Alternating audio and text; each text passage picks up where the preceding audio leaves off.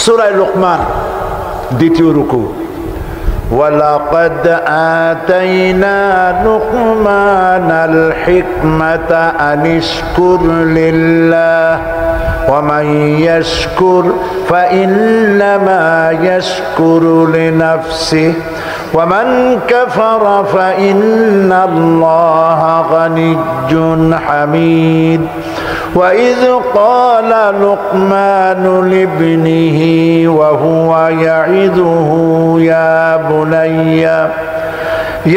بني لا تشرك بالله إن الشرك لظلم عظيم।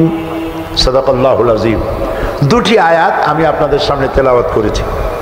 অর্থ হচ্ছে, আর অবশ্যই আমি লোকমানকে জ্ঞান দান করেছি এবং তাকে বলেছি যে তুমি আল্লাহর প্রতি কৃতজ্ঞ হও। ওমাই ইয়াশকুর ফাইন্নামা ইয়াশকুরু লিনাফসি, আর যে ব্যক্তি কৃতজ্ঞ হয় সে তার নিজের জন্যই কৃতজ্ঞতা প্রকাশ করে।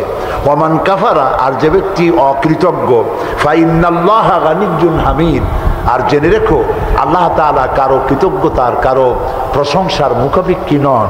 তিনি হামিদ, নিজের থেকে নিজেই প্রশংসিত। এটি হলো আমার তেলাওয়াতকৃত আয়াতের তরজমা। এখন এই আয়াত থেকে কিছু কথা আমি আপনাদের সামনে আলোচনা করতে চাই। ফ্যানটা আমার দিকে একটু ডাইরেক্ট করে দেন। সেটা হলো এই, আল্লাহ তাআলা বলছেন ওয়ালাকাদ আতাইনা লুকমানাল হিকমা, আমি লোকমানকে জ্ঞান দান করেছি। লোকমান সম্পর্কে আমাদের অনেকের ধারণা যে লোকমান ছিলেন পয়গম্বর বা নবী বা রসুল ছিলেন। এটি ঠিক নয়। হযরত লোকমান নবী না, রসুল না, তাকে আল্লাহ জ্ঞান দান করেছিলেন। কে জ্ঞান দান করেছিলেন বলুন? আল্লাহ তাআলা তাকে জ্ঞান দান করেছিলেন। হযরত লোকমান ছিলেন একজন বাদশার, একজন রাজার, তিনি ছিলেন কৃতদাস। এখন একদিন বাদশার কাছে খবর এলো যে আপনার যে খাদেম, যে গোলাম লোকমান, সে তো বড় বুদ্ধিমান মানুষ। বলে কেমন? যেখানেই যায় উট ভেড়া ছাগল ইত্যাদি তো পালে, তো যখন যেখানে যায় উট ভেড়াগুলো ছেড়ে দিয়ে তারপরে এক জায়গায় বসে, আর সব রাখালরা তার চারদিকে এসে বসে যায়, আর উনি জ্ঞানপূর্ণ কথা বলে। তার জ্ঞানের কথা শুনে মানুষগুলি হা করে তাকায় থাকে। বাদশা মনে করলেন যে আমার ভেড়া ছাগল রাখে, তার যদি হয় এত জ্ঞান, তো তারও তো আমার আটকায় রাখা ঠিক না। আচ্ছা, জ্ঞানটা কেমন তো একটু পরীক্ষা তো করি। একদিন লোকমানকে তিনি ডাকলেন, ডেকে বললেন, লোকমান, তুমি এক কাজ করো, আমার যে ছাগলগুলি তুমি পালতেছো, একটি ছাগলকে জবাহ করে ওর ভিতর থেকে ছাগলের শরীরের সব থেকে উৎকৃষ্ট অংশটা আমার জন্য নিয়ে আসো। হযরতে লোকমান একটা ছাগল জবাহ করলেন এবং ছাগলের কলিজা এনে পিরিচে করে ওনার সামনে হাজির করে দিলেন। কয়েকদিন যাওয়ার পর বাদশাহ আবার বললেন, আজকে আরেকটা ছাগল জবাহ করো এবং তার শরীরের নিকৃষ্ট অংশটা আমার সামনে নিয়ে আসো। লোকমান আরেকটা ছাগল জবাহ করলো এবং ওই ছাগলের কলিজাটা পিরিচে করে এনে হাজির করে দিল।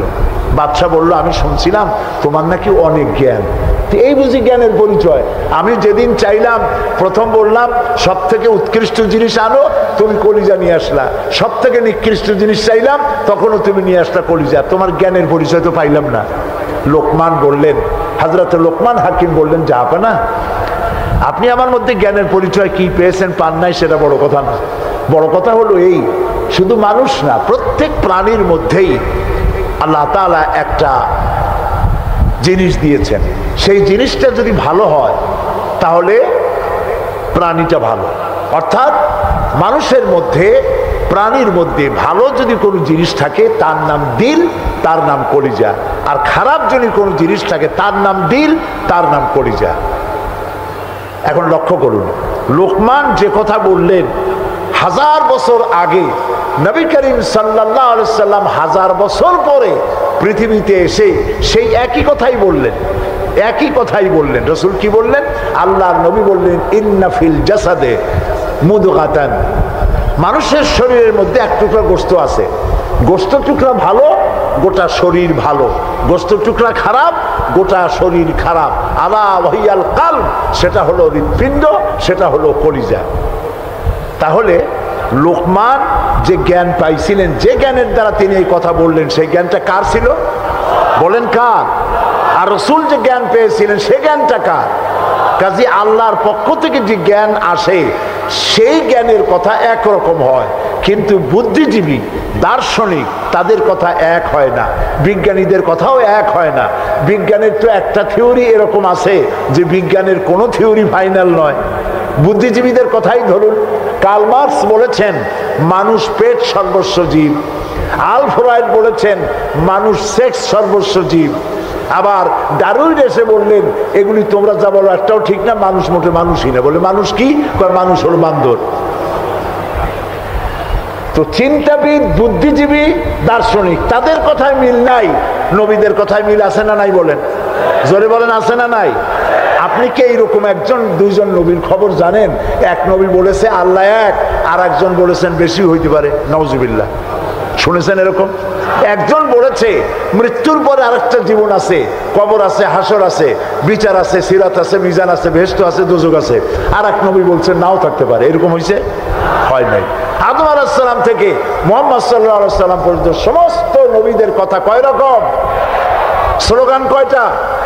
সব নবীদের স্লোগান একটি, আর তাদের সবার কথা এক, কারণ তাদের কাছে যে কথা এসেছে একটি অফিস থেকে এসেছে। অফিসটা কার? চিল্লায় বলুন। সমস্ত নবীদের স্লোগান এক ছিল। আদম আলাইহিস সালাম থেকে শুরু করে বিশ্ব নবী মুহাম্মদ রাসূলুল্লাহ সাল্লাল্লাহু আলাইহি ওয়াসাল্লাম পর্যন্ত সব নবীদের স্লোগান ছিল লা ইলাহা ইল্লাল্লাহ, লা ইলাহা লা ইলাহা ইল্লাল্লাহু মুহাম্মাদুর রাসূলুল্লাহ। সুতরাং দেখা গেল আল্লাহ রাব্বুল আলামিনের থেকে জ্ঞান যারা পায় তাদের কথার মধ্যে কোনো বৈপরীত্য হয় না। হযরতে লোকমান বললেন এই যে কলিজার কথা, দিল, কালব, হার্ট, এটা ভালো সব শরীর ভালো, এটা খারাপ সব খারাপ। মন যদি ভালো হয় হাত ভালো কাজ করবে, বলেন ঠিক কিনা? হাত ওজনে কম দেবে না, মন ভালো ওজনে কম দেবে না, হাত খাদ্যে ভেজাল দেবে না, জমিনের আইল ঠেলবে না, পরনারী স্পর্শ করবে না, সুবহানাল্লাহ বলেন। আর মন যদি খারাপ হয় চোখ শুধু খুঁজে বেড়াবে মেয়ে লোক কোথায়, পাও খুঁজে বেড়াবে খারাপ জায়গা কোথায়, হাত খুঁজে বেড়াবে খারাপ জিনিস কোথায়, ঠিক কিনা? মন ভালো সব ভালো। এই দিল আবার তিন প্রকার হয়। দিল কয় প্রকার? তিন প্রকার। কোরআন থেকে বলছি, দিল তিন প্রকার: সুস্থ দিল, অসুস্থ দিল, মৃত্যু দিল। এই তিন প্রকারের দিল। এখন আসুন অ্যানালাইসিসের মাধ্যমে আমরা দেখি আমাদের কোন দিল। সুস্থ দিল কাকে বলে? আল্লাহ রাব্বুল আলামিন বলেন আল-ইয়াওমা লা ইয়ানফাউ মালুন ওয়ালা বানুন ইল্লা মান আতাল্লাহা বিকলবিন সালিম। এটি হলো সুস্থ দিল। সেই কিয়ামতের দিনে মাল, ধন, সন্তান, সন্ততি কোনো কাজে আসবে না, শুধু উপকারে আসবে। প্রশান্ত আত্মা নিয়ে কেউ যদি, প্রশান্ত কাল্ব নিয়ে কেউ যদি আল্লাহর দরবারে উপস্থিত হয়, সেই দিলটা কাজে লাগবে। এইটা হলো সুস্থ দিল। অসুস্থ দিল কোনটা? ফি কুলুবিহিম মারাদুন ফাযাদাহুমুল্লাহু মারাদা। তাদের দিলের মধ্যে ছিল একটি রোগ, সেই রোগকে আল্লাহ আরো বৃদ্ধি করে দিলেন। অসুস্থ দিলের নমুনা কি? ওয়াজ ভালো লাগে, সিনেমাও খারাপ লাগে না, মসজিদও ভালো লাগে, কীর্তনও খারাপ লাগে না। এই যে দুইটা ভালো লাগে, এটি হলো অসুস্থ দিল। এটার নাম কি? আছেন আমাদের সমাজে, কয় যে হুজুর ওয়াজ শুনতে খারাপ লাগে না, কিন্তু গান যখন শুনি তাও মজা লাগে, মসজিদও ভালো লাগে, সিনেমাও খারাপ লাগে না। আছেন এরকম লোক? আছে। এটা কেন? এটা হলো এই জন্য যে ইমানের মধ্যে জং ধরে গেছে। সাপে যদি রাত্রে কামড়ায়, রাতের বেলায় সাপে কামড়াইছে, ওজার কাছে যায় লোকেরা। মোমেন শাহীতে ওজা আছে না? ওজার কাছে যায়, যে বলে সাপে কামড়াইছে। এখন ওজা প্রথমে টেস্ট করবে যে সাপটা বিষধর সাপ না বিষহীন সাপ। সাপ তো দুই রকম আছে। যে সাপে কামড়াইলে তাৎক্ষণিকভাবে লোক মারা যায়, ওই সাপরে মোমেন শাহীতে কি বলে? কি বলে? গোখরো সাপ। আর যেটা দেখতে খুব রং ছং মোটা টোটাও আছে কিন্তু কামড়াইলে কিছু হয় না, ওইটা কি? জোড়া সাপ। এখন জোড়া সাপ না গোখরো সাপ, কামড়াইলে কোনটায় দেখে তো নাই। এটা বোঝার জন্য ওঝা করে কি, সাপে দংশিত ব্যক্তির জিহ্বায় উপরে লবণ এবং ঝালওয়ালা মরিচ এগুলো দিয়ে দেয় জিহ্বার মধ্যে। যদি সে বলে পানি পানি লাগে, যত মরিচ দেয় তত কয় পানি পানি লাগে, তাহলে বুঝতে হবে বিষধর সাপে দংশন করেছে। আর যদি সে বলে যে ঝাল লাগতেছে, লবণ লাগতেছে, তাহলে বুঝতে হবে যে লোড়া সাপে কি করছে? দংশন করেছে। এটি হলো সাপ যদি বিষধর হয়, তো বিষধর সাপের বিষে সর্বপ্রথম যে কাজটা করে সেটা হলো জিহ্বার স্বাদকে নষ্ট করে দেয়। মানুষের ইমানের জন্য সব থেকে বিষাক্ত সাপ হলো শয়তান। এ যখন মানুষকে ওয়াসওয়াসা দেয় আর শয়তানের ওয়াসওয়াসা যখন মানুষ পড়ে যায় তখন তার ইমানের স্বাদ নষ্ট হয়ে যায়। তখন সিনেমাও ভালো লাগে, মসজিদও ভালো লাগে, ওয়াজও ভালো লাগে, গানও ভালো লাগে। এটি হলো অসুস্থ দিল। এবার মৃত্যু দিল কি? মৃত্যু দিল সম্পর্কে আল্লাহ বলছেন, ওয়ালাকাদ যারানা লিজাহান্নামা কাসীরাম মিনাল জিন্নি ওয়াল ইনস লাহুম কুলুবুন লা ইয়াফকাহুনা বিহা। মানুষ আর জিনদের মধ্যে আল্লাহ তাআলা বলেন আমি এক শ্রেণীর রেডিমেড জাহান্নামী তৈরি হয়েই আছে মানুষ এবং জিনের মধ্যে। ওরা কারা? লক্ষ্য করুন, মৃত্যু দিল কাদের? লাহুম কুলুবুন লা ইয়াফকাহুনা বিহা, যাদেরকে আমি হৃৎপিণ্ড দিয়েছি, বিবেক দিয়েছি, সব বোঝে, আমারে বোঝে না। আছেন এরকম কিছু বুদ্ধিজীবী? বলেন আছে না? কবি আছেন এমন কিছু, সাহিত্যিক আছেন এমন কিছু, নারীর সৌন্দর্য, নারীর রূপের সৌন্দর্যের ব্যাপারে কবিতা লিখতে লিখতে কলমের কালি শেষ হয়ে যায়, কিন্তু এই সৌন্দর্য কে দিলেন তার চিনতেই পারল না। ফুলের ব্যাপারে গান লেখে, কবিতা লেখে, ফুলের রং, ফুলের গন্ধ। প্রজাপতি, প্রজাপতি কে এত সুন্দর করে, কোন শিল্পী তোমার ডানায় এত সুন্দর রং দিল, তার গান তৈরি করে, কিন্তু প্রজাপতির রং কে দিল তারে খুঁজে পায় না। তারপরে বলে কি? বলে যে সব বুঝেছি, শান্তিনিকেতন গিয়া পড়ে শুনিয়া সাহিত্যের উপরে ডক্টরেট ডিগ্রি নিয়া কয় সব বুঝেছি। বলে বাবা কি বুঝেছো? কয় দেয়ার ইজ নো গড। সারা জীবন বসে বুঝলো যে প্রভু বলতে কেউ নাই, আল্লাহ বলতে কেউ নাই। বলে নাউযুবিল্লাহ, লাহুম কুলুবুন লা ইয়াফকাহুনা বিহা, সব বোঝে কিন্তু আল্লাহরে চেনে না। নিজের শরীরটা দেখে, আল্লাহরে খুঁজে পায় না। আহারে, তুমি তো তোমার শরীরটা দিয়েই আল্লাহরে চিনতে পারো। সুবহানাল্লাহ বলে, শরীরটা দিয়ে আল্লাহরে চেনা যায়। এই যে দুটো চোখ, এই চোখ দিয়ে সব সময় আমরা নেগেটিভ দেখি। সব সময় প্রতিটি চিত্র, প্রতিটি মুহূর্তে নেগেটিভকে পজিটিভ করে দেখায় কে? কে দেখায়? সুবহানাল্লাহ। এত সুন্দর দুটি চোখ আল্লাহ দিলেন, চোখের মধ্যে আল্লাহ আবার পানি দিয়ে দিলেন। পানি মানে কান্নার পানি না, এমনি চোখে পানি আছে। আপনি চোখে পলক মারেন, পলক মারেন না? কথা না বললে বুঝি কি? এই যে পলক মারেন, এটা কি ইচ্ছে করে মারেন না অটোমেটিক হয়? অটোমেটিক হয়। ইচ্ছে করে মারলে ফটর ফটর করতো।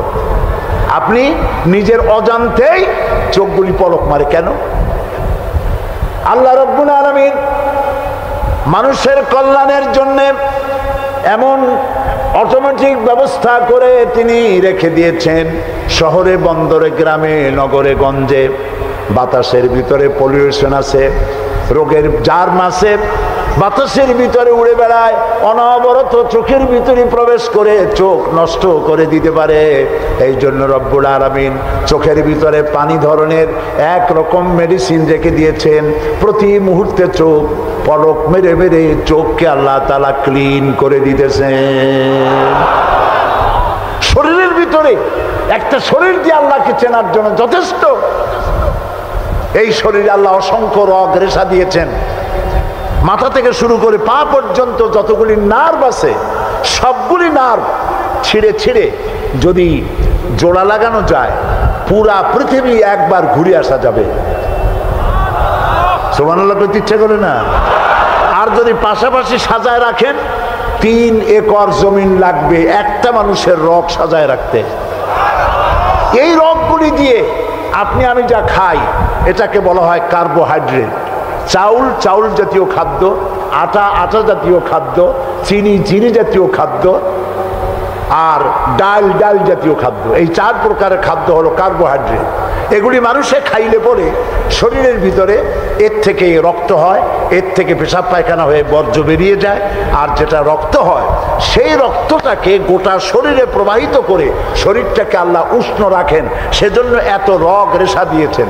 এখন এই রক্তগুলিকে মাথা থেকে শুরু করে পা পর্যন্ত পৌঁছে দেওয়ার জন্য আল্লাহ একটা জেনারেটর রেখে দিয়েছেন বুকের মধ্যে। কন্তবুদ্ধি করে জেনারেটর নামটা কি? মাশাআল্লাহ, বুঝে ফেলেছেন। জেনারেটরের নাম হার্ট। সেটা অনবরত সিস্টোলিক অ্যান্ড ডায়াস্টোলিক এভাবে করে সম্প্রসারণ সংকোচন এরকম করতেছে। চিকিৎসা বিজ্ঞানীরা বলেছেন মানুষকে মাথা থেকে শুরু করে কাটাকাটি করে সব বুঝেছি, কিন্তু হার্ট এরকম করে কেন, এর উৎস আজ পর্যন্ত পৃথিবী খুঁজে পায় না। এটি এভাবে করে করে রক্ত ছড়িয়ে দিচ্ছে। এখন দেখেন আল্লাহর খোঁজার ব্যবস্থা। মানুষ খাইয়া তারপরে হার্টের মধ্যে চর্বি গিয়ে জমে। হার্টের মধ্যে যে করোনারি আর্টারির মধ্যে গিয়ে চর্বি জমতে লাগলো। হঠাৎ করে রক্ত প্রবাহ যখন বন্ধ হতে থাকে, আর চলতে পারে না, তখন অ্যানজাইনা হয়, হার্টে বেদনা শুরু হয়। এই বেদনা শুরু হলে তাড়াতাড়ি ডাক্তার এনজিওগ্রাম করে তারপর দেখে কতটা নষ্ট হয়েছে। ওইটাকে যদি প্রয়োজন হয় রগ বদলাবার, তখন তাকে বাইপাস করা হয়। বাইপাস করে নতুন রগ লাগাতে হবে। এখন বলেন এই নতুন রগ কোথায়? গরুর রগ লাগাইলে হবে?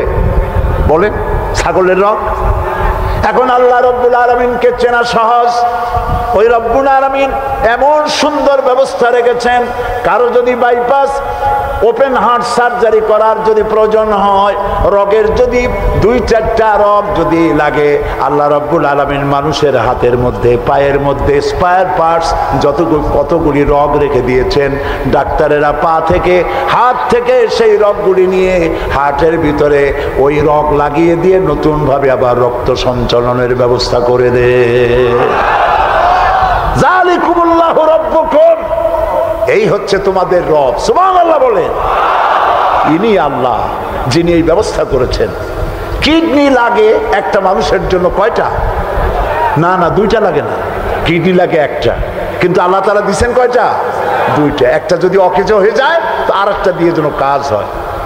লক্ষ্য করুন, আপনার মেমোরি, আপনার মগজ, আপনার ব্রেন, যে ব্রেনটা, যে মগজটা মাথার মধ্যে আছে, এই মগজের মধ্যে রয়েছে অসংখ্য সেল, কোষ, CELL, অসংখ্য কোষ।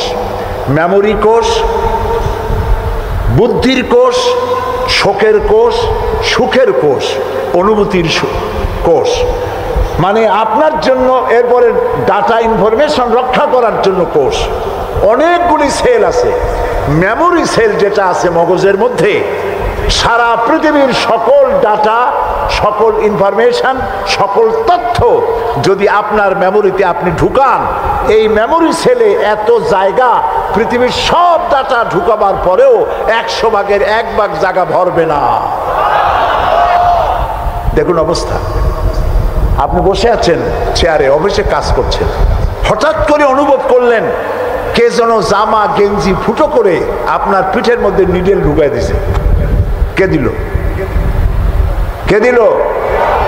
ও, তাও তো বুঝে ফেলেছেন, মশা। জামা কাপড় সুদ্ধা নিডেল ঢুকাই দিছে। আপনি কিন্তু টের পাইছেন না? টের পান নাই? টের পেয়েছেন কিনা? এই টের পাওয়ার জন্য আল্লাহ রাব্বুল আলামিন চামড়ার মধ্যে অসংখ্য কোটি কোটি লোমকূপ সৃষ্টি করেছেন। লোমকূপ দিয়ে ঢুকলো, আপনি টের পেয়ে গেছেন। টের পাওয়ার সাথে সাথে এই খবরটা চলে গেছে বুদ্ধির কাছে। বুদ্ধির একটা সেল আছে না ব্রেনে, আপনার ওই যে মগজের মধ্যে, ওইখানে চলে গেছে খবর যে পিঠের মধ্যে একজন ইনজেকশন করতে গেছে। বুদ্ধির সেল সাথে সাথে হাতের উপরে ফ্যাক্স পাঠিয়ে দিয়েছে। ফ্যাক্স ঠাট করে মেরে দিয়েছে পিঠের উপরে, মশার গুষ্টি সাফ হয়ে গেছে। সময় লাগে নাই 1 সেকেন্ডও, সাথে সাথে অ্যাকশন, ডাইরেক্ট অ্যাকশন। সুবহানাল্লাহ। কপালে যদি থাকে আল্লাহরে চিনতে কষ্ট হয় না, আর কপালে না থাকলে শান্তিনিকেতন থেকে PhD ডিগ্রি করে কাফের হয়ে যায়, মুরতাদ হয়ে যায়, কপাল পুড়ে যায়। এই জন্য অল্পের মধ্যে বুঝতে সহজ, যদি ঈমান থাকে কিসমতে। প্রিয় ভাই সব, আল্লাহ রাব্বুল আলামিন বলছেন লাহুম কুলুবুন লা ইয়াফকাহুনা বিহা, তাদেরকে হৃদয় দিয়েছি, তাদেরকে বিবেক দিয়েছি, সব বুঝলো, আমারে বুঝলো না। তাদের আমি কান দিছি, সব শুনলো, কিন্তু আমার কথা হকের দাওয়াত শুনলো না। চোখ দিলাম, সব দেখলো, কিন্তু সবকিছু দেখে আমারে খুঁজে পাইল না। এদের অবস্থাটা কি? আল্লাহ রাব্বুল আলামিন বলেন উলাইকা কাল্লানাম, এরা চতুষ্পদ জানোয়ারের মতো। আল্লাহ বলেন না, তাতেও হয় না, বালহুম আদাল, এরা জানোয়ারের চাইতেও নিকৃষ্ট। বলেন নাউজুবিল্লাহ। প্রিয় ভাই সব, হযরত লোকমান তিনি বলছেন, আল্লাহ তাআলা বলছেন আমি তাকে কি দিয়েছিলাম? জ্ঞান দান করেছিলাম। সেই জ্ঞানের ভিত্তিতে জ্ঞান দিয়েছিলাম এই জন্য যেন তিনি আমার শুকর আদায় করে। হযরত লোকমান আল্লাহর দেওয়া জ্ঞান দিয়ে শুকর আদায় করলেন এইভাবে যে তিনি আল্লাহর গুণগান, আল্লাহর তাওহীদের প্রচার শুরু করে দিলেন। সুবহানাল্লাহ। আল্লাহ তাআলা বলছেন ওমান ইয়াশকুর, যে ব্যক্তি কৃতজ্ঞতা স্বীকার করে তা তার নিজের জন্য, আর যে করে না সে তার নিজের ক্ষতি করে। এই যে আমরা মাগরিবের নামাজ পড়লাম, এই নামাজ পড়ছি কার জন্য? বলেন সবাই। উপকার হবে কার? উপকার হবে আমার। এই যে মাঝে মধ্যে আপনারা আলহামদুলিল্লাহ বলেন, সুবহানাল্লাহ বলেন, এতে উপকার কি আল্লাহ না আমার? বলেন সবাই। আমার। তামাম পৃথিবী এটা এই জন্য যে আল্লাহ তাআলা বিরাটত্ব, খুব লক্ষ্য করুন, আল্লাহ তাআলা বিরাটত্ব, মহানত্ব, শ্রেষ্ঠত্ব এবং মর্যাদার যে স্তরে আল্লাহ তাআলা আছেন, আমরা শুকর করে, প্রশংসা করে, সেজদা করে সেই স্তর থেকে 1 ডিগ্রি উপরে উঠাইতে পারবো না। এবং যেখানে তার মর্যাদা আছে, সারা পৃথিবীর সব মানুষ যদি আল্লাহকে অস্বীকার করে, ওই স্তর থেকে 1 ডিগ্রি নিচে নামানো যাবে না, অসম্ভব। এই জন্য কৃতজ্ঞতা যে প্রকাশ করে সে আল্লাহর জন্যই করে। আমরা যদি আল্লাহর জিকির আজগার না করি, আল্লাহর ক্ষমতা শেষ নাকি? বলেন। আল্লাহ রাব্বুল আলামিন বলেন ইউসাব্বিহু লিল্লাহি মা ফিস সামাওয়াতি ওয়া মা ফিল আরদ, আকাশে যা কিছু আছে, জমিনে যা কিছু আছে, এর মাঝখানে যা কিছু আছে, সব আমার জিকির করছে, আমার তাসবিহ পড়ছে। আপনারা বসন্তকালে গাছের ডালে শোনেন কোকিল পাখি কুহু কুহু করে ডাকতেছে। আল্লাহ রাব্বুল আলামিন বলেন ওয়ালাকিন লা তাফকাহুনা তাসবিহাহুম, তোমরা ওদের তাসবিহ বোঝো না, তোমরা শোনো কুহু কুহু, আসলে সে ডাকে আল্লাহু আল্লাহু। বউ কথা ক, আছেন একটা পাখি মমন সাইতে নাই, আছে, ছোটবেলা থেকে শুনতেছি বউ কথা কও, বউ কথা কও। ওর বউ এত অভিমান করলো কেন? কথা মোটে কই না। আসলে বউ কথা কও আমরা শুনি, আর আল্লাহ বলছেন ওয়ালাকিন লা তাফকাহুনা তাসবিহাহুম, ওরা আমার জিকির করছে, তোমরা বুঝো না। মানুষও বুঝবে কেন? মানুষ তো আন্দাজে যা শোনে, শব্দের সাথে আপনি যা মিলাবেন তাই কিন্তু হয় ভাই। যেমন ট্রেন ছাড়ছে, ট্রেন যখন ছাড়লো তো প্রাথমিক আওয়াজ শোনা যায় যাচ্ছি যাব, যাচ্ছি যাব। যখন জোরে চলে তখন শোনা যায় যাচ্ছি যাব, যাচ্ছি যাব, এরকম শোনা যায়, ঠিক না? শব্দের সাথে এরকম যা মিলাবেন তাই হবে। এক ব্রিটিশ নাগরিক নাকি আসছিল বাংলাদেশে, আসে দেখে জমিনে চাষ করতেছে এক লোক দুপুরবেলা। তো তারে গিয়ে ব্রিটিশ জিজ্ঞেস করতেছে, ব্রিটিশ নাগরিক জিজ্ঞেস করতেছে ইংলিশ, বেটা হাউ ডু ইউ ডু? তো কৃষক বলতেছে আমার বুঝি খাইয়ে খাইয়ে কাম নেই, এখন তোমার সাথে আমি এই চার ছাড়িয়ে দিয়ে হাডুডু খেলবো, এটা কথা হইলো নাকি? মানে শব্দের সাথে মানুষ যা মিলাইতে চায় তাই মেলে। আল্লাহ তাআলা বলছেন তোমরা যা শুনতে পাও, পাখি এগুলি তার কলকাকলিতে, বাতাস তার শনশন রবে, নদীগুলি তার কুলু কুলু নাদে, পাতাগুলি তার মর্মর শব্দে যত আওয়াজ শুনতে পাও এগুলি সব নিছক আওয়াজ নয়, সবগুলির ভিতর থেকে আমার জিকির, আমার তাসবিহ হতেছে আল্লাহু আল্লাহু আল্লাহু আল্লাহু। স্মরণ করো সেই সময়ের কথা যখন লোকমান তার ছেলেকে ডেকে বলছেন ইয়া বুনাইয়া, হে আমার কলিজার টুকরা সন্তান। আপনারা কি শুনতেছেন?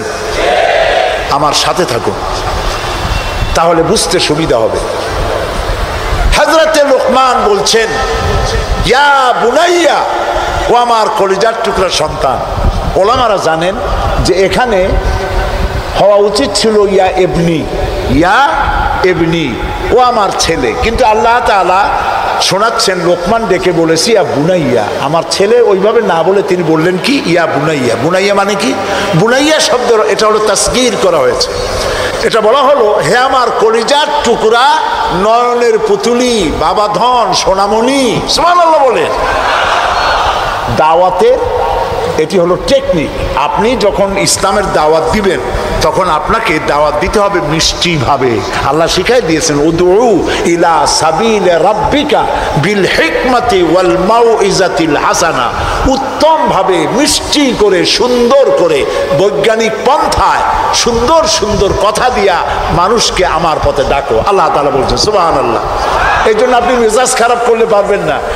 যে চোরের কাশি রোগ হয় আর যে পীরের মেজাজ খারাপ, এ দুইজন ব্যবসায় ভালো করতে পারবে না। পীরের যদি মেজাজ খারাপ বেশি হয় মুরিদেরটাও পাবে না, আর যদি চোরের কাশি রোগ হয় চুরি করতে গিয়ে পিটান খাওয়া ছাড়া পথ নেই। তা আপনি দিনের দাওয়াত দিবেন, আপনার মেজাজ ভালো হইতে হবে। দাওয়াত দিবেন মিষ্টি করে। রাসূলুল্লাহর কথাটাই দেখেন, আগেই কোন সুবহানাল্লাহ। আল্লাহ রাব্বুল আলামিন বলেন ফাবিমা রাহমাতিম মিনাল্লাহি লিনতা লাহুম ওয়ালাউ কুনতা ফাযযান গালিযাল কলবি লানফাদ্দু মিন হাওলিক। হে রাসূল, হে রাসূল, আপনার প্রতি আল্লাহর করুণা হচ্ছে এই যে আল্লাহ তাআলা আপনার দিলটাকে নরম করে দিয়েছেন। সুবহানাল্লাহ। আপনার কাছে যেই আসে সিমেন্টেড হয়ে যায়, কেউ ছিটকে পড়ে না আপনার ব্যবহারের কারণে। রাসূলের ব্যবহার, সুবহানাল্লাহ বলেন, সুবহানাল্লাহ। কি ব্যবহার! মসজিদে নববীতে এক বদবী এসে পেশাব করেছে মসজিদে নববীর মধ্যে। আচ্ছা কোন তো এই মোমিন শাহীতে মসজিদের মধ্যে না, মসজিদের বাইরে দাঁড়াইয়া দেওয়ালের উপরে যদি কেউ পেশাব করে আপনি কি করবেন? জি বুঝতে পারছি আপনারা কি করবেন। চেহারা দেখি বোঝা যায় আপনারা কি করতে পারেন। মসজিদের ভেতরে পেশাব করতেছে রাসূলের সামনে। সাহাবায়ে কেরামদের চোখ মোটা হয়ে গেছে, ভাবখানা এই রাসূল পারমিশন দেন ওরে জম্মের মতো পেশাব করাই দেই। রাসূলুল্লাহ বললেন না না, বাধা দিও না, তাহলে সে অসুস্থ হয়ে যেতে পারে। তার সবটা আনলোড হতে দাও। সবটা শেষ হইল, রাসূলুল্লাহ তাকে কাছে ডাকলেন, ডেকে বললেন তুমি যে কামটা করলা তুমি কি জানো এটা কি? কয় না তা জানি না। তিনি বললেন এটা হলো মসজিদ, আমরা এখানে আল্লাহর সেজদা দেই। তোমার যখন এই কাজের দরকার হবে তখন বাইরে গিয়ে করবা। তোমাদের উপাসনালয় আছে না? কয় যে আছে। তো সেইখানে যদি এই কাম কেউ করে তাহলে তোমার কেমন লাগবে? এই কাজটা কখনো করবা না। লোকটি বলল আমি তো শুনেছিলাম আপনি বাদশাহ, তা আমি এখন বুঝলাম আপনি বাদশাহ না। বাদশাহ হইলে যে কাম আমি করছি এতে তো আমার কল্লা এতক্ষণ গড়াগড়ি যাইতো। আপনি তো বাদশাহ না, আপনি অবশ্যই অবশ্যই আল্লাহর নবী, কোনো সন্দেহ নাই আমার মনের মধ্যে। এই ছিল রাসূলের ব্যবহার। রাসূলুল্লাহ সাহাবীদের দিকে তাকায় বললেন ইন্নামা বুইসতুম মুয়াসসিরিন, ও সাহাবীরা আল্লাহ তোমাদেরকে পাঠাইছেন মানুষের কাছে দ্বীনকে সহজ করার জন্য, কঠিন করার জন্য নয়। রাসূলুল্লাহ যখন দাওয়াতের লোক পাঠাতেন বলতেন ইয়াসসিরু ওয়ালা তুআসসিরু, মানুষকে সহজ করে দ্বীন বুঝাও, কঠিন করে বুঝাইও না। বাশশিরু ওয়ালা তুনাফিরু, বেহেশতের খবর দিয়া মানুষকে দ্বীনের পথে ডাকো। জাহান্নাম জাহান্নাম, এটা করলে জাহান্নাম, সেটা করলে জাহান্নাম, জাহান্নামের ভয় দেখিয়ে মানুষকে দ্বীনের রাস্তা থেকে সরিয়ে দিও না। সুবহানাল্লাহ। এই ছিল রাসূলের ব্যবহার। তাই মানুষকে দাওয়াত দেওয়ার সময় টেকনিকটা, লোকমানের দাওয়াত ছেলের প্রতি আল্লাহ কত পছন্দ করেছেন। তিনি ডেকে বলছেন ইয়া বুনাইয়া, ও আমার কলিজার টুকরা, আমার বাবা। আপনি নিজে আছে না মোমেন শাহীদ এমন বখাটে ছেলে, মাথায় উল্লুকের মতো চুল, হাতে ভাল্লুকের মতো নখ, গলায় সোনার চেন, এরকম মোমেন সাইতে নাও থাকতে পারে। কিছু পোলাপান আছে মাথায় চুল টুল রাখিয়া একটা কেমন কেমন ভাব, তারপরে গলায় মোটা সোনার চেন, পৌষ মাসের শীতেও সামনের 2-3টে বোতাম খুলে থই, লোকেরা যেন বোঝে উনি একখান কিছু ঝুলাইছে। এইরকম ছেলেকে যদি আপনি তো রাগ করে আছেন, ছেলে আপনার কথা শোনে না, যদি ভাত খাওয়ার সময় ডাকেন, সোনামণি, বাবা, কলিজার টুকরা, নয়নের পুতুলি, আব্বু, একটু কাছে আয়, আরে ও যত বড় খারাপ হোক আপনার পায়ের কাছে চলে আসবে। আপনি ওর কপালে একটা চুমা দেন, ওর গালে একটা চুমা দেন, আব্বু এই যে তুমি জামা কাপড় পরছো এগুলো মাইকেল জ্যাকসনের জন্য শোভা পায়, তুমি রসুলের উম্মত, মুসলমান মায়ের পেটে আসছো, এটা তোমার জন্য শোভা পায় না আব্বু, এই কামটা তুমি করো না, আমার অসম্মান হয় সমাজে। এই কথা বললে হাজার রাত ওয়াজ শোনার চাইতে আপনার এই মধুর ডাকে আপনার ছেলেকে হেদায়েত হতে পারে। হযরতে লোকমান এইটা শিখাইছেন, ইয়া বুনাইয়া, ও আমার কলিজার টুকরা সন্তান।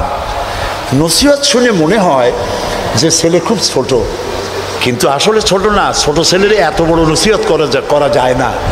নসিহতের গুরুত্ব বুঝে বোঝা যায় ছেলে ছোট না, ছেলে বড়, কিন্তু ডেকেছেন তিনি সোনামণি বলে।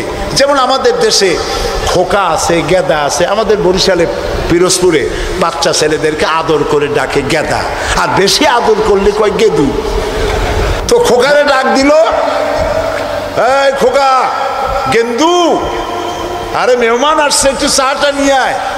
মেহমান মনে করে গেন্দু বুঝি খুব ছোট, গেদা খুব ছোট। গেদা যখন চা নিয়ে আসলো, দেখা গেল গেদা শুধু ছোটই না, শুধু নিজে গেদা না, কয়েক গেদার বাপও। হযরতে লোকমান ছেলেকে আবেগ ভরা মন দিয়ে ডাকতেছেন, ইয়া বুনাইয়া, ও আমার কলিজার টুকরা সন্তান, শোনো, লা তুশরিক বিল্লাহ, আল্লাহর সাথে কাউকে শরীক স্থাপন করো না। জোরে বলেন সুবহানাল্লাহ। প্রথম দাওয়াত। আমার উচিত ছিল আমার সন্তানকে এই কথা শেখানো যায়, আল্লাহর সাথে শরীক করবা না। ইন্না শিরকা লা যুলমুন আযীম, শিরক হচ্ছে মস্ত বড় জুলম। কে বলেছেন? জুলুম কারে বলে? ওলামারা বুঝবেন। জুলম বলা হয় ওয়াদউস শাই ফি গায়রি মুহাল্লি, যেখানে যে জিনিস রাখার নয় সেইখানে সেই জিনিস রাখার নাম জুলম। যেমন এই টুপি রাখার জায়গা কোথায়? মাথায়। যদি হাঁটুর উপরে থুই তাহলে টুপির উপরে কি করা হলো? জুলুম করা হলো। নৌকা রাখার জায়গা কোথায় বলেন? সেইটা যদি রাস্তার উপরে টানায় থই তাহলে নৌকার উপরে কি করা হয়? জুলুম করা হয়। যে জিনিস যেখানে রাখার ওটা সেখানে রাখতে হবে, উল্টা করলে কি হবে? জুলুম হবে। হযরতে লোকমান বলছেন, ইন্না শিরকা লা যুলমুন আযীম, শিরক হচ্ছে মস্ত বড় জুলম। তাহলে শিরকটা কি? শিরক হলো আল্লাহর কাছে যেসব সাহায্য পাওয়া যায় ওই সব সাহায্য অন্যের কাছে চাওয়া যাবে না। সাহায্য, ওয়াইজা সাআলতা ফাসআলিল্লাহ ওয়াইজা ইসতাআনতা ফাসতাইন বিল্লাহ, ক্বালা নবী সাল্লাল্লাহু আলাইহি ওয়াসাল্লাম। নবী করিম সাল্লাল্লাহু আলাইহি ওয়াসাল্লাম বলেছেন, কিছু চাইতে হলে কার কাছে চাও? অন্যের কাছে চাইলে কি হবে? শিরক হবে। কোনটা? একটু বোঝেন। আল্লাহ তাআলার সঙ্গে চাইলে পরে চাওয়াটাই শিরক নয়। যেমন আমার ঘরে অনেক সময় মেহমান আসে, আমার ঘরে চা বানাবো, চিনি নেই, তখন আমার ঘরের কাজের লোককে বলা হয় দোতলায় যাও বা তিনতলায় যাও, একটু চা, একটুখানি চায়ের পাতা বা একটুখানি চিনি চায়ে নিয়ে আসো। এটা কিন্তু শিরক না।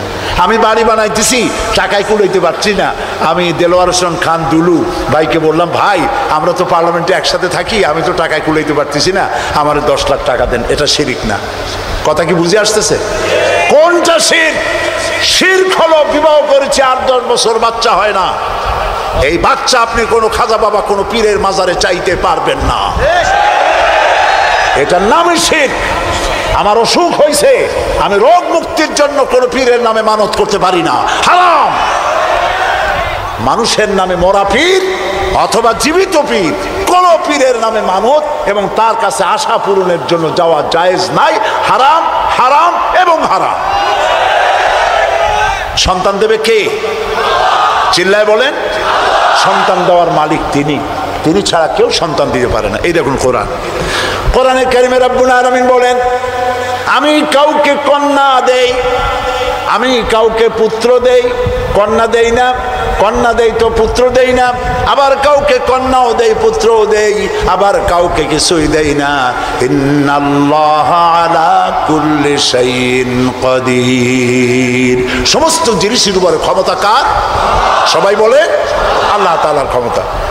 আচ্ছা, আরেকটা কথা বলেন, আপনারা জবাব দেন, পীর বুজুর্গ তারা বড় না নবীরা বড়? কারা বড়? মানুষে বোঝে না, সেই জন্য বলে পীর পয়গম্বর। কথা বলতে গিয়ে বলে পীর পয়গম্বর, মনে হয় যেন পীর আসছে আগে পয়গম্বর আসছে পরে। কি অন্যায় কথা। প্রিয় ভাই সব, পীর আর নবী তুলনা দেওয়া মোটেও জায়েজ নাই। তবে একথা আমি বলতে পারি, সারা পৃথিবীর সব পীর, সারা পৃথিবীর সব আলেম, সব যদি একত্রিত হয়, একজন নবীর জুতার সমান হবে না। বলেন সুবহানাল্লাহ। তারা আল্লাহর নবী, কোন নবীর কোনো ভুল নাই, গুনাহ নাই, মাসুম, বেগুনাহ, আল্লাহ নিজে তাদেরকে হেফাজত করেন। সুবহানাল্লাহ। এবার দেখুন, আমরা সন্তান চাইতে আমাদের লোকেরা গেল মাজারের কাছে, আর হযরতে জাকারিয়া আলাইহিস সালাম সূরা আলে ইমরান, আমি কি গল্প করতেছি না কোরআন শুনাইতেছি? সূরা আলে ইমরান আপনারা পড়বেন। সূরা আলে ইমরানের মধ্যে আছে হযরতে জাকারিয়া আলাইহিস সালাম বুড়া হয়ে গেছেন, সন্তান নাই, একটাও নাই। তিনি আল্লাহর কাছে ফরিয়াদ করলেন, আল্লাহ আমি একদম বেওয়ারিস হয়ে যাব মরিয়া, তুমি আমাকে একটা সন্তান দিও।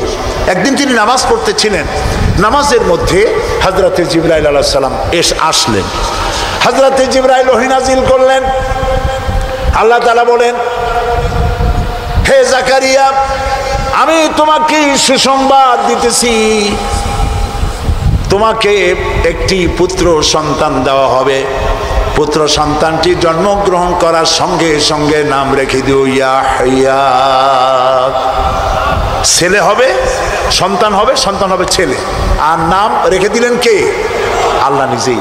হযরতে জাকারিয়া প্রশ্ন করলেন জিবরাইলকে, জিবরাইল, আল্লাহ তো বললেন যে আমারে আল্লাহ ছেলে দিবেন, কিন্তু এই ছেলেটা হবে কেমনে? আমি তো বুড়া, সোজা হয়ে খাড়াইতেও পারি না, আমার বউ হলো বুড়ি, আকিম, বন্ধা, বাজা, জিন্দিগিতে বাচ্চা হয় নাই, আমি বুড়া, বউ বুড়ি, বাচ্চা হবে কেমনে? হযরত জিবরাইল জবাব দেন নাই। জবাব দিয়েছেন কে? মাত্র একটি শব্দ দিয়ে জবাব দিয়েছেন তিনি। আল্লাহ তাআলা বলেছেন, কাযালিক, যেমনি ইচ্ছে করি তেমনি বাচ্চা দেব। সুবহানাল্লাহ বলে। আল্লাহ তাআলা কিছু করতে চাইলে তিনি তো কুন ফায়াকুনের মালিক। দুইটা অক্ষর, কোন, কাফ আর নুন, কোন। আল্লাহ বলেন কোন, দেনান দেয়ার হয়ে যায়। সুবহানাল্লাহ। আল্লাহ তাআলা মানুষ বানাবেন, বাপ মা কিছু দরকার নাই, খালি কতটুকু মাটি হইলি সারল, পারছে কিনা বানাইতে? বলেন, নাম কি? দাদাও দরকার নেই। আল্লাহ মানুষ বানাবেন, বাপ মা, বাপের দরকার নেই, খালি একটা মেয়ে লোক দরকার, পারছেন না বানাইতে? কে তিনি? ঈসা আলাইহিস সালাম। ফাআলুল লিমা ইউরিদ, যা খুশি তাই তিনি করতে পারেন। এই আল্লাহরে থুইয়া তোমরা যাও কই? ফাইনা তাযহাবুন, কোথায় যাও? মুসলমানেরা বোঝে না। প্রিয় ভাই সব, আফসোস করে বলি, লোকেরা মাজারে যায়, মাজারে যাইয়া যা করে এই মুসলমানরা, মুসলমানই থাকে না। আমার নিজের চোখে দেখা চট্টগ্রামে বাইজিদ বোস্তামির মাজার তারা বলে, কিন্তু ইতিহাস বলে না যে ওখানে ওনার কবর আছে। উনি ওখানে আসছিলেন একবার, এটা ইতিহাসে পাওয়া যায়। তো একটা পুকুর আছে, আমি একবার গেলাম, এত লোক যায় কি দেখি, গিয়া দেখি একটা পুকুর, সেই পুকুরের মধ্যে বিরাট বিরাট কচ্ছপ, বোধ হয় ওর 4টা কচ্ছপ এই মঞ্চে ধরবে না, এত বড় বড় কচ্ছপ, গায়ে সেদলা পড়ে গেছে। মুসলমান, মাথায় টুপি, মুখে দাড়ি, গরুর কলিজা, খাসির কলিজা নিয়ে গেছে, কাটিয়া কাটিয়া কচ্ছমরে খাওয়ায়, আর কচ্ছমের পায়ে হাত দিয়ে চুমা খায়। নাউযু বিল্লাহি মিন যালিক। বুজুর্গ কচ্ছম, মুসলমানে কদমুচি করে কচ্ছমের। আমি দেখে চিন্তা করলাম, ক্ষুধার্ত, তৃষ্ণার্ত, এতিম, গরিব মানুষের যদি এই দৃশ্য দেখে, তাহলে সে হয়তো আফসোস করে বলবে, আল্লাহ, মানুষ না হইয়া কোনো পীরের দরবারের কসম হইলে তাও মাঝে মধ্যে একটু কলজা খেতে পারতাম, এখন তো ভাতও পাই না। নাউযুবিল্লাহ। একটা গাছ দেখলাম, দূরের থেকে অনেক ফল, আমি চিন্তা করলাম গাছে এত ফল হয়, কি গাছ? কাছে গিয়ে দেখি কি এর ফল, ইট আর পাথর ঝুলানো, দড়ি দিয়া ইট পাথর ঝুলানো। আমি জিজ্ঞেস করলাম, ভাই এগুলো কি? এগুলো মেয়ে লোকেরা ঝুলাই গেছে। কেন? কয়েছে যেসব মেয়ে লোকের বাচ্চা হয় না, ওরা এখানে মানত করে ইট ঝুলাবো, পাথর ঝুলাবো। তো এর সিগনিফিকেন্স কি, দর্শনটা কি? কয়েছে দর্শন হলো এই মেয়ে লোকদের ধারণা যে এইভাবে ঝুলাই থুয়ে গেলে এ যেমন ভার হয় ডালের মধ্যে, ওই রকম পেটের মধ্যে ভার হইতে হইতে একদিন বাচ্চা হয়ে যাবে। কি আশ্চর্য কথা! আহারে মুসলমান, প্রিয় ভাই, সব মাজারে লোকেরা যায় আর সেখানে চাদর দেয়, আগরবাতি দেয়, মোমবাতি দেয়। আপনারা দেন না, এরকম মমিন সাইতে নাই? আছে এরকম মাজার? আচ্ছা, দেওয়ার সময় আপনারা কি এই চিন্তা করেন যে এই যে টাকাটা দিলাম, এই টাকা দিয়ে পীর সাহেব কি বেঁচে আছেন? উনি কি এগুলি খেতে পারবেন? কমলা, বেদানা, আঙ্গুর কিনে খেতে পারবেন? অথবা তার বউ বাচ্চা কেউ বেঁচে আসে খেতে পারবেন? দেন কেন? এই দেওয়ার ফলে এই টাকাগুলি দিয়ে কি হয়? ওইখানে বসে আছে কিছু লোক যারা মাথায় শালু কাপড় বাঁধা, আছে না? শালু কাপড় বাঁধা, লোহার শিকল পরা, দাড়িতে জট, মাথায় জট, গায়ে ছালার চট, মোষ আর দাড়ি দিয়া ঢাকা। আমি অনেক সময় তাকায় দেখছি, হাসে না কান্দে বোঝার কোন উপায় নেই। নাউজুবিল্লাহ মিন যালিক। একটারে দেখি ওইখানে বসে গাঁজা খাইয়া কি জানি দূরের থেকে তাকায় দেখছি ছাত্র জীবনে, এরকম কি জানি ডলে হাতে, এরকম ডলিয়া তারপরে কলকিতে ভরে দিল টান, চোখ বড় হয়, এরকম ক্রমান্বয়ে চোখ বড় হইতে থাকে। আরে এরপরে কি জানি এরকম একটা কান্দের উপর থেকে, নাম জানি না আমি, কান্দের উপর থেকে এইভাবে ঘষে আর বলে, মদিনা যাব কেমন মদিনা। আর বলে, তুই শয়তান, তুই মদিনা যাবি কেমনে? এত গাঁজা খাইয়া তুই যাবি মদিনা? এটা কি সম্ভবপর কথা? প্রিয় ভাই, সব কবরে যদি আগরবাতি, মোমবাতি আর চাদর দেওয়া জায়েজ হতো, জান্নাতুল বাকিতে 10,000 সাহাবীদের মাজার আছে। সুবহানাল্লাহ। হযরতে ওসমান রাদিয়াল্লাহু তাআলা আনহু শুয়ে আছেন জান্নাতুল বাকিতে। হযরতে আয়েশা আমাদের মা রাদিয়াল্লাহু তাআলা আনহা শুয়ে আছেন জান্নাতুল বাকিতে, উন্মুক্ত আকাশের নিচে। আহারে হযরত আব্দুল্লাহ ইবনে মাসউদ রাদিয়াল্লাহু তাআলা আনহু, হযরত আব্দুল্লাহ ইবনে মাসউদ দেখতে খুব খাটো খোটো ছিলেন, পা ছিল একেবারে ছোট। একদিন হাদিসে এসছে, একদিন তিনি খেজুর গাছে উঠতেছিলেন, নিচে সাহাবীরা দাঁড়ানো, এরপরে তার পাও দেখে ওনারা হাসতেছিলেন, এত ছোট পা, হাসতেছিলেন। রাসূলুল্লাহ বললেন, সাহাবীরা আব্দুল্লাহর পা দেখে হাসতেছো? কিয়ামতের দিন আব্দুল্লাহর পা যদি এক পাল্লায় রাখা হয় আর ওহদ পাহাড়টা যদি আর এক পাল্লায় রাখা হয়, ওহদ পাহাড় তার পায়ের সমান হবে না। এই হযরতে আব্দুল্লাহ ইবনে মাসউদ রাদিয়াল্লাহু তাআলা আনহু শুয়ে আছেন জান্নাতুল বাকিতে, চাদর নাই, আগরবাতি নাই, মোমবাতি নাই, কিচ্ছু নাই।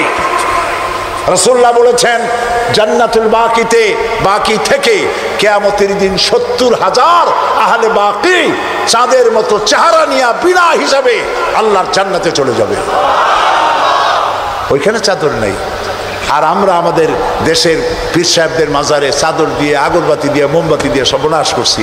প্রিয় ভাই, সব এটি শিরক, এটা জীবনেও আমরা আর করবো না। রাজি আছেন? রাজি আছেন? কারা কারা রাজি? 2 হাত উঁচু করে দেখা। আলহামদুলিল্লাহ বলি, হাত নামান, বলি আলহামদুলিল্লাহ, জোরে বলেন আলহামদুলিল্লাহ। প্রিয় ভাই, সব কি বলবো, কত কথা বলবো। তনহামা দাগ দাগ শোধ, পম্বা কুজা কুজা নেহাম, সারা অঙ্গে ব্যথা, ঔষধ দেব কোথা, ইঞ্জেকশন দেওয়ার জায়গাও নাই, সব নষ্ট করে ফেলাইছি। কিছু পীর বাইর হয়েছে, কেউ বলে তিনি নাকি সুফি সম্রাট, শুনছেন না? না, সুফি সম্রাট বলেন, নাউজুবিল্লাহ। এমন সব আকীদা, এমন সব কথাবার্তা প্রচার করা হয় যাতে ঈমান নষ্ট হয়ে যায়। কি মারাত্মক কথা তিনি বলেছেন! তিনি বলেছেন তিনি নাকি স্বপ্নে দেখতেছেন রাসূলুল্লাহ বিবস্ত্র অবস্থায় ময়লার স্তূপে পড়ে আছেন, আর উনি হাত দিয়েছেন, আর অমনি কাপড় চোপড় পরা অবস্থায় তিনি বেঁচে উঠছেন।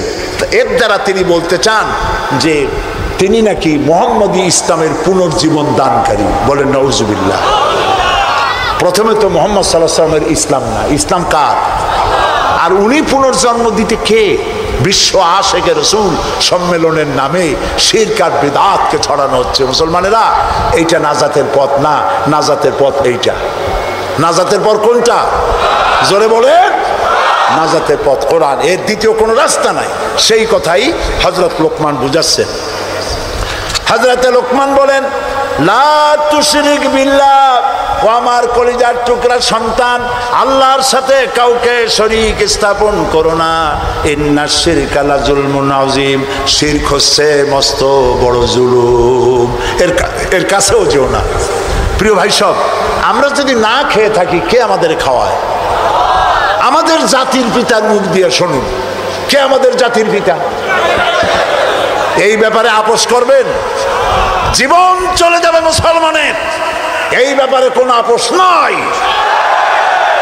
মিল্লাত আবিকুম ইব্রাহিম, আমাদের জাতির পিতা ইব্রাহিম আলাইহিস সালাম, তিনি কি বলছেন?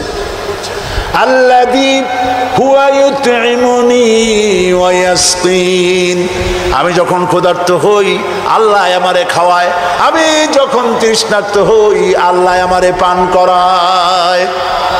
এটাই হচ্ছে তাওহীদ। ওয়াইদা মারিতু ফাহুয়া ইয়াশফিন, আমি যখন অসুস্থ হই আল্লাহ আমারে রোগ মুক্ত করেন। সুবহানাল্লাহ। যা চাইবেন কার কাছে চাইবেন? প্রিয় ভাই সব, লোকেরা বোঝে না, না বুঝিয়ে সব করে। তাবিজের আর একটা শিরক আছে। কোরআন শরীফ দিয়ে তাবিজ লেখে, সেই তাবিজের আবার কায়দা আছে। ধান্দা লাগাবার জন্য বলে খালের পানি, বিলের পানি, পুকুরের পানি, টিউবওয়েলের পানি, সালার পানি, খালের পানি, 7 জায়গার পানি, জাফরানের কালি, এগুলো নিয়ে কাগজের উপরে দাগ দিয়ে তারপর কতগুলি নাম্বার লেখে, 752, 313, 1472, 1771। হাবিজ আমি, আপনারা দেখেন খুলে, আমি যা বললাম উল্টো একটাও বলছি নাকি? এগুলো লিখা তারপরে লেখে ইয়া জিবরাইলো, ইয়া মিকাইলো, ইয়া ইসরাফিলো, ইয়া আরেকটা কিছু। আমি একজনের গলায় দেখলাম এত বড় তাবিজ, বললাম ভাই এত বড় তাবিজ এর মধ্যে কি? কয় যে সর্বনাশ, এ বলাই যাবে না। বললাম কেন? কয় যে আমার ক্ষতি হবে। কিচ্ছু হবে না ভাই, খোলো তো একটু দেখি। তারপরে তাবিজটা খুললাম, মোমটম ছাড়াইয়া তাবিজ দেখলাম যে ওইভাবে দাগ দাগ দেওয়া, আর চতুর্দিকে লেখা ইয়া বধূ হো, ইয়া বধূ হো। তা আমি বললাম ভাই এই তাবিজ দেখছে কে? বললো মসজিদের ইমাম সাহেব। ডাকে ইমাম সাহেব আসলাম, বলল ভাই ইমাম সাহেব এই তাবিজ আপনি লিখছেন? কয় হ্যাঁ। তা আমি বললাম ভাই বধূ হু কি? কয় হুজুর আমি নিজেও বুঝি না বধূ হু কি।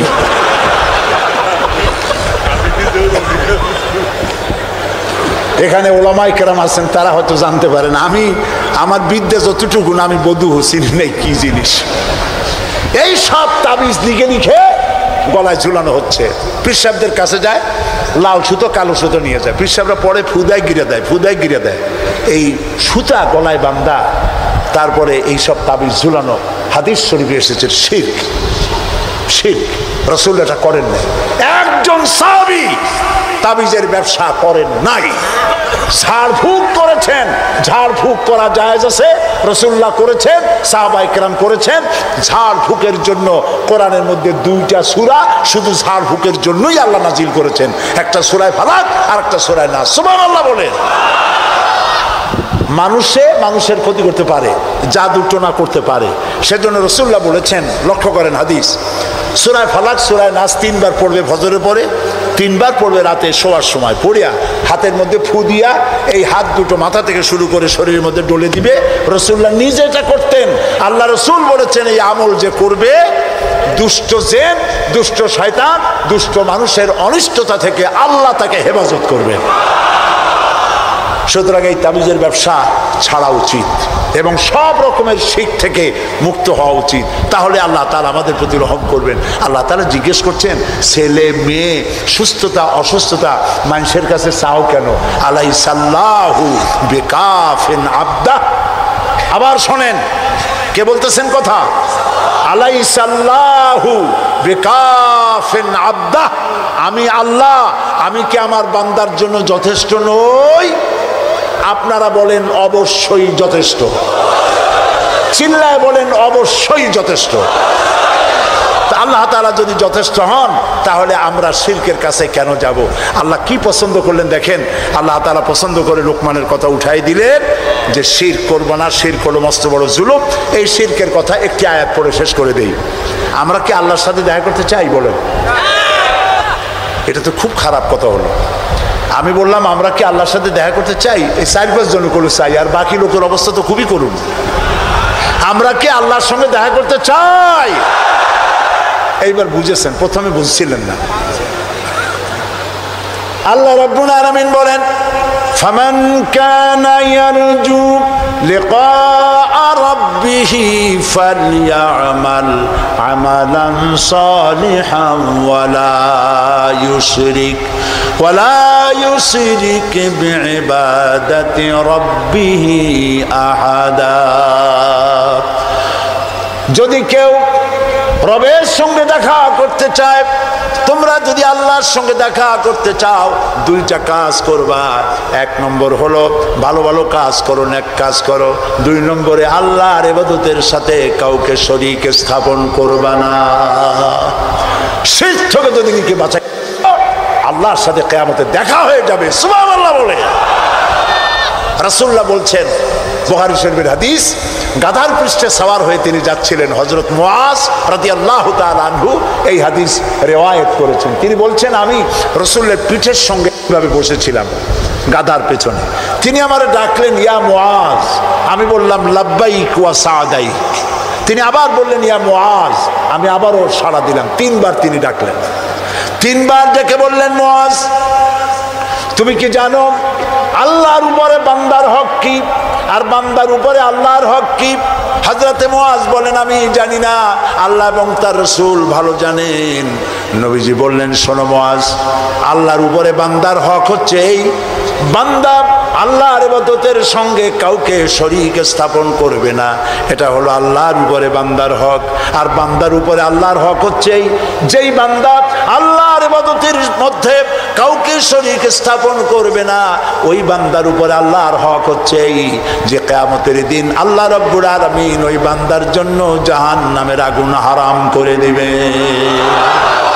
সর্বাবস্থায় শিরক থেকে আল্লাহ তাআলা আমাদেরকে রক্ষা করুন, আমরা বলি আমিন।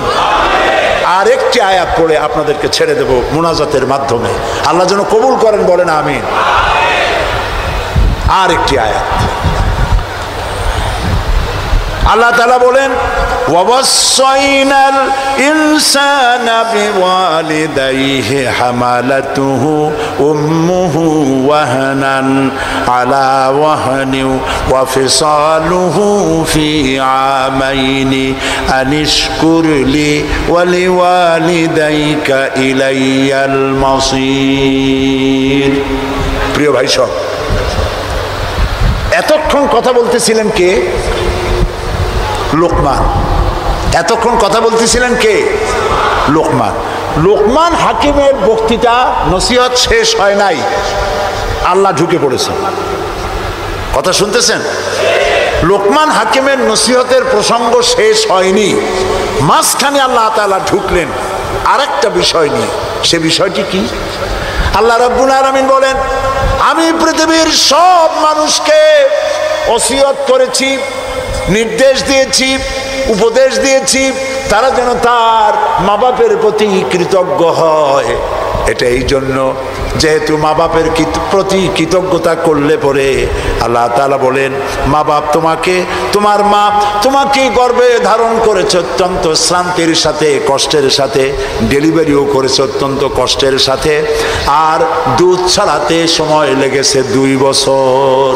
আনিস করেনি, আমার শুকর আদায় করবে সেজন্য। ওয়ালে দায়িকা, এবং তোমাদের পিতামাতার প্রতি কৃতজ্ঞ হবে। ইলাইয়াল মাসির, আর আমার দিকে তোমাদেরকে সবাইকে ফিরে আসতে হবে। প্রিয় ভাই সব, আপনাদের মধ্যে যারা আলেম আছেন তারা নিশ্চয়ই জানেন এবং বোঝেন বিষয়টি এই।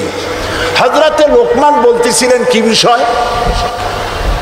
হযরতে লোকমান কথা বলতেছিলেন শিরকের ব্যাপারে। বলেন কি ব্যাপারে? আর আল্লাহ বললেন কি ব্যাপারে? পিতামাতার ব্যাপারে। তো এইটার সাথে, শিরকের সাথে পিতামাতার আলোচনাটার তাৎবিক কি, সম্পর্ক কি, সামঞ্জস্য কি? আর উনি বক্তৃতা শেষ করতে পারলেন না, এর মধ্যে আল্লাহ আসলেন কেন? প্রিয় ভাই সব, কারণটা শুনুন। আল্লাহ রাব্বুল আলামিন খুশি হয়ে গেছেন। হযরতে লোকমান, খুব লক্ষ্য করে শোনেন, হযরতে লোকমান তিনি তার ছেলেকে পরিচয় করাচ্ছেন আল্লাহ পাকের তৌহিদের সাথে। রব্বুল আলামিন খুশি হয়ে গেছেন, লোকমান তুমি তোমার সন্তানকে আমার তাওহীদের সাথে পরিচয় করাচ্ছ, আমি খুশি হয়েছি। এখন তুমি যেমন তোমার সন্তানকে আমি আল্লাহর সাথে পরিচয় করায় দিলে, এবার আমার দায়িত্ব হলো সন্তানকে মা বাবার সাথে পরিচয় করিয়ে দেওয়া। আমি এবার পরিচয় করে দিচ্ছি সন্তানের সাথে মা বাপের। আল্লাহু আকবার। আল্লাহ তাআলা বলছেন, আল্লাহ আল্লাহ আল্লাহ আল্লাহ, ওয়াসাইনাল ইনসান, আমি মুসলমানদের উপদেশ দিচ্ছি তা না, সমগ্র মানব গোষ্ঠীকে আমি ওসিয়ত করছি। কে বলছেন? আল্লাহ। কি করতেছি? মা বাপের প্রতি কৃতজ্ঞ হও। হামালাতহু উম্মুহু, তোমার মা তোমাকে গর্ভ ধারণ করেছে অত্যন্ত কষ্টের সাথে। ওয়াহানান আলা ওয়াহনিন, শ্রান্তির পর শ্রান্তি, ক্লান্তির পর ক্লান্তি। মার পেটে যখন সন্তান থাকে, অনেক মায়েরা আসছেন এখানে, হাজার হাজার মায়েরা আসছেন। সন্তান যখন পেটের মধ্যে থাকে তখন স্বাভাবিক অবস্থার একটা পরিবর্তন হয়ে যায়। মুখে রুচি থাকে না, বমি ভাব আসে, মাথা ঘুরাতে থাকে, ঘুম হয় না। আল্লাহ রাসূল কি বলতেছেন শোনেন। আল্লাহর নবী বলেন, একটি নারী যখন গর্ভবতী হয়, সে যে ক্ষুধা থাকতেও খেতে পারে না। যতদিন এই অবস্থা গর্ভ থাকাকালীন সময় তার হয়, ততদিন পর্যন্ত রোজা রাখলে যে সব হতো, সেই সব আল্লাহ বান্দির আমলনামায় দিয়ে দে। পেটের ভিতরে সন্তান আছে, সন্তান হাঁটু দিয়া গুতা মারে, মাথা দিয়া গুতা মারে। পৌষের শীতের রাতেও মা ঘুমাতে পারে না, লেপটারে ফালাই দিয়া দাঁড়ায়, ওঠে বসে, ঘরমাক্ত হয়ে যান মা। মা যদি এইভাবে, সে যে ঘুমাতে পারলো না, সারা রাত জেগে জেগে ইবাদত করলে যে সওয়াব হতো, মায়ের আমলনামায় আল্লাহ রব্বুল আলামিন ওই ধরনের সওয়াব তার আমলনামায় দিয়ে দেয়। আল্লাহ